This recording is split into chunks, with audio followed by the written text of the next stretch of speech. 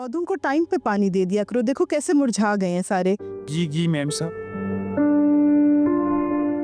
खदीजा बाजी तुम लोगों में अपने बेटे की शादी हरगिज़ नहीं करने वाली।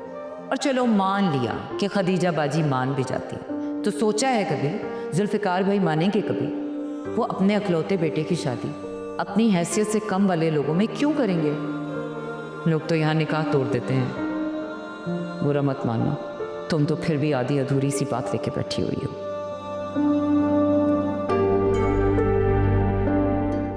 अस्सलाम वालेकुम मम्मी।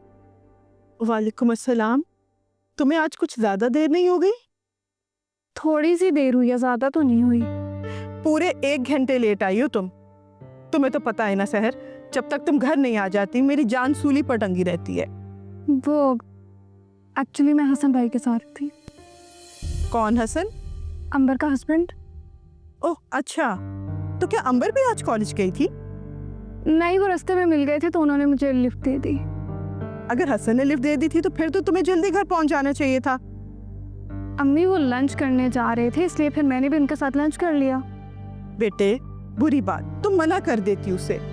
क्यों हर वक्त दीदी बनी रहती हो? क्या हो गया अम्मी, खाना ही तो खाया है और वो अच्छे लोग हैं, हमारे रिश्तेदारों की तरह कंजूस नहीं है। हम तो अमीर लोग नहीं है ना बेटा, हम उनकी तरह सोच भी नहीं सकते। फासला रखा करो। तुम्हें तो पता है ना बातें बनती देर नहीं लगती। दोबारा लिफ्ट देने का कहे तो साफ मना कर देना।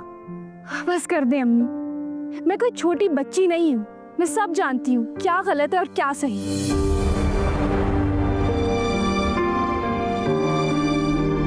शिफात, तुमने मेरे पौधों का हाल देखा है? सत्यानाश कर दिया तुमने। रोज पानी नहीं देते हो तुम, सारे पत्ते भी बिखरे हुए। जाओ अभी जाके सफाई करो और रोज पानी दिया करो, मुझे याद ना कराना पड़े तुम्हें। गो।